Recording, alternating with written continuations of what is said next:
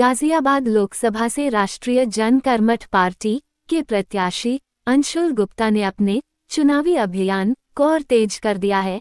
राष्ट्रीय जनकर्मठ पार्टी के राष्ट्रीय अध्यक्ष अंशुल गुप्ता ने बाबा साहिब की मूर्ति पर माल्यार्पण कर गाजियाबाद के सबसे प्रमुख बाजारों में से एक तुरामनगर गांधीनगर बाजार का भ्रमण कर अपने लिए समर्थन मांगा। जनसंपर्क अभियान में बड़ी संख्या में राष्ट्रीय जनकर्मठ पार्टी के कार्यकर्ताओं ने शामिल होकर अपने राष्ट्रीय अध्यक्ष अंशुल गुप्ता के लिए वोट मांगा।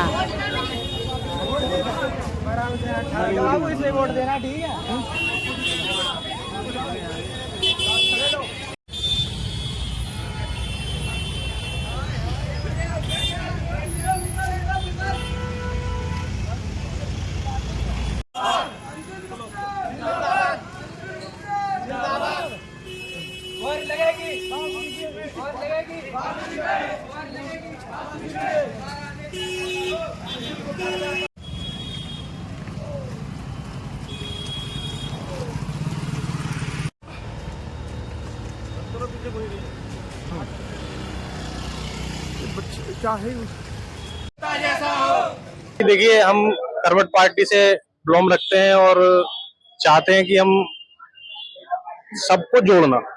हमारा मूल कारण ये है कि हम सबको चाहते हैं जोड़ना, एकजुट करना, और धीरे धीरे हमारा परिवार बढ़ भी रहा है। और मेरा मानना है कि हमारी जितनी कोशिश है लोगों को ज्यादा से ज्यादा जोड़ने की है, और हमारा चुनाव चिन्ह जो है वो भी बांसुरी है।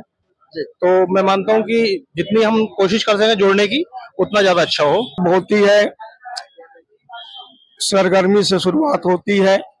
नौजवान युवा वर्ग और महिलाएं भी इनके साथ निकली हैं। निश्चित रूप से जब भी इस देश के अंदर कोई भी करिश्मा हुआ है तो काफिला ने शुरुआत की है।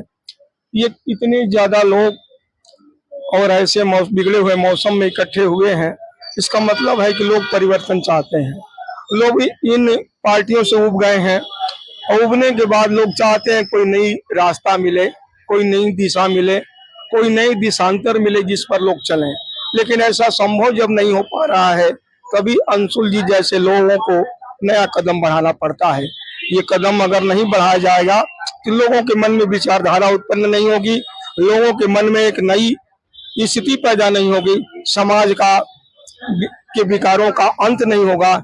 इसलिए अंशुल जी ने अपना कदम बढ़ाया है। ये रुकने वाले व्यक्ति नहीं है। कितना वो घर में बंद किया जाए, ये बंद नहीं हो सकते। इनको जागने की एक परवरिश है, एक स्थान है, एक परिस्थितियों को ये साथ नहीं लेते। परिस्थितियां कितनी भी मजबूर करें, ये घर से बाहर निकलने वाले लोग हैं, समाज के बाहर निकलने वाले लोग हैं, समाज में एक नई फूंक फूंकने वाले लोग हैं, एक नया संकरात करने वाले लोग हैं। इसलिए कितना भी बात हो, परिंदा हूँ ये फितरत है, मेरा उड़ना नहीं जाता, धरा पर आ तो जाता हूँ मगर रुकना नहीं आता। ये व्यक्ति रुक नहीं सकते हैं, इसलिए इनको करिश्मा करना पड़ेगा। इनको ऐसी व्यवस्थाओं में भी चलने की एक मुराद पैदा होती है, एक मुरीद पैदा होती है। इसलिए नया क्रांति करने वाले लोग हैं, और अंशुल जी जैसे लोग इस माहौल को बदलते हैं, परिस्थितियों को बदलते हैं, क्रांति करते हैं। और ये काफिला जो निकल पड़ा है, ये भारत में परिवर्तन के लिए निकल पड़ा है, क्योंकि भारत में आज भी शोषित और वंचितों को हक नहीं मिल पाया है। बातें बड़ी बड़ी हुई हैं, लेकिन हक से वो आज भी बहुत ज्यादा दूर है। नौजवान आज बेरोजगारी से परेशान है, व्यापारी आज दुकानदारी से परेशान है, व्यापारी कमजोर होते दुकानदारी से बहुत ज्यादा परेशान है, और भ्रष्ट अधिकारियों ने व्यापारियों की कमर तोड़ रखी है।